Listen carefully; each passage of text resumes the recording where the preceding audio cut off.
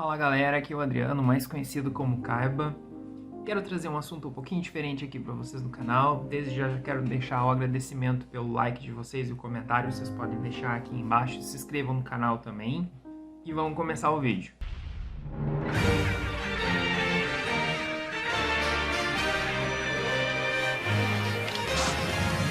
O vídeo de hoje, como vocês já puderam ver, é sobre por que as regras de Yu-Gi-Oh!, TCG e OCG são tão diferentes do anime. Bem, inicialmente a gente tem que ter ideia que Yu-Gi-Oh! Não era sobre jogo de cartas.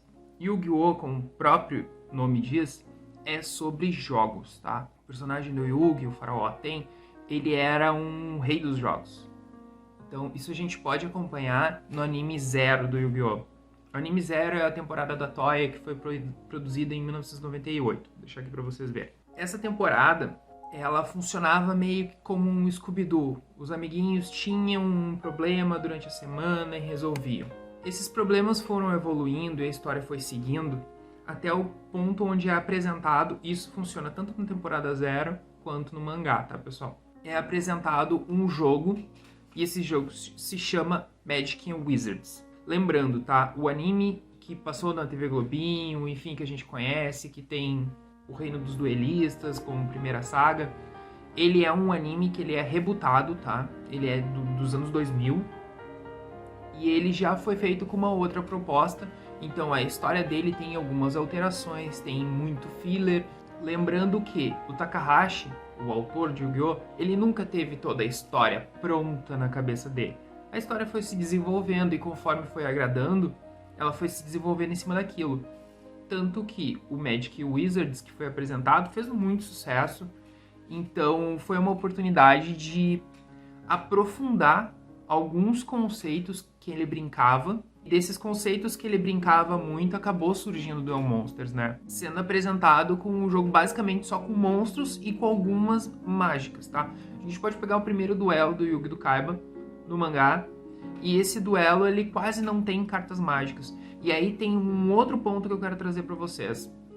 Vocês lembram que no anime, no Reino dos Duelistas principalmente, tinha muitas cartas mágicas que eram armadilhas, muitas armadilhas que eram mágicas, monstros que viravam mágicas, mágicas que viravam armadilhas. Vocês lembram disso? Então, naquele ponto onde a história tava, não o anime, mas sim o mangá que trazia essa parte da história. É porque é um pouquinho complicado, porque o anime ele é um recorte de várias partes diferentes do mangá. Então, tem muita coisa que não foi apresentada pra gente que só simplesmente foi jogada. No primeiro duelo do Yugi do Kaiba, por exemplo, agora no anime, não existia carta armadilha.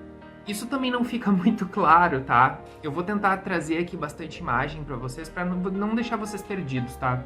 Mas em algum determinado momento do jogo, começou-se a falar sobre algumas cartas serem muito poderosas. Então, lá no Reino dos Duelistas já existia Mirror Force, uma coisa que não existia no início do anime, que o início do anime, na verdade, é uma outra parte antes do mangá. É complicado de entender, mas pensem vocês que com uma franquia dessas na mão, vocês querem elaborar um card game colecionável, tá? Enfim, para vender e entre outras coisas faturar em cima disso, tá? Com action figure, com, enfim, vários produtos que surgem desse mercado. Levando isso em consideração, precisava se fazer algumas adaptações e essas adaptações foram ocorrendo. Ou seja, implantar um jogo e desenvolver regras complexas para que as pessoas pudessem jogar não era viável, não tinha como. Tanto que existe um card game, o primeiro card game que era o da Bandai, que até tem alguns sets de coleções. Eu vou colocar algumas cartinhas aqui para vocês, são bem bonitas, até por sinal, lembram bastante o que a gente costuma chamar de o Yu-Gi-Oh! De verdade. Ele existiu e seguiu até um certo ponto, só que vocês podem perceber, ele não tem carta armadilha, então ele é muito lá do início da história.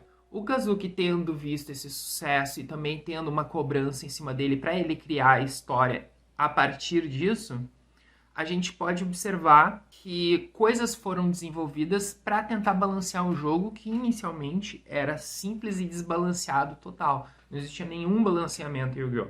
Até o pessoal reclama hoje em dia, tipo, antes era pior, vocês podem ter certeza absoluta disso. Existia muitas interações entre monstros e mágicas e armadilhas que simplesmente não iriam funcionar na vida real. Eu posso citar para vocês o exemplo do Mago do Tempo, que é uma carta extremamente aleatória no anime. Ela é feita para ser assim no anime, ela é feita para ser assim no mangá. Então, toda vez que tu rodava o Mago do Tempo no mangá ou no anime, acontecia uma coisa diferente. Algo novo acontecia. Então, uma arpia podia ficar decrépita e morrer, como um mago ficar poderoso através dos anos. Então, era uma forma de coringa que existia para tocar a história adiante. O Pot of Greed também é uma das coisas que surgiu pelo anime, porque como existiam certas interações que não seriam passadas do mangá para o anime, e tinha uma necessidade de ter outras cartas na mão, então surgiu o Pot of Greed dessa necessidade. Então toda vez que alguém utiliza o Pot of Greed no anime, nem sempre tem essa vez no mangá, porque existiu alguma interação em algum momento do jogo que foi adaptada e aí precisou-se uma carta a mais na mão do duelista em questão. Algumas cartas que vocês podem ter certeza que nunca sairão são algumas cartas icônicas, né? Porque elas foram adaptadas para o TCG e são bem ruins. Eu vou citar 3 exemplos aqui, tá? Eu vou colocar na tela. É a Card of Demise, a Card of Sanctity e a Card of Safe Return, tá? Todas essas têm efeitos no anime que são de uma dimensão absurda, tá? Então a gente não tem como pensar isso acontecendo na vida real, no TCG ou até mesmo no OCG, nem que seja uma forma de homenagem, porque isso não iria funcionar no jogo. A gente teve o primeiro momento onde as cartas saíram, tá? Como uma historinha da semana. A gente teve um segundo momento onde as cartas fizeram muito sucesso. E a gente teve um terceiro momento que as cartas foram o cerne do jogo. Sendo o cerne do jogo, não foram as cartas que passaram a agir em torno da história, e sim a história que começou a agir em torno das cartas. E por isso, principalmente por esse motivo, que as regras de Yu-Gi-Oh! São tão diferentes do anime. Espero que vocês tenham gostado do vídeo, ele foi bem curtinho, bem sucinto, tentar trazer algumas coisas bem legais para você, assim, de curiosidades também. Muito obrigado e até a próxima!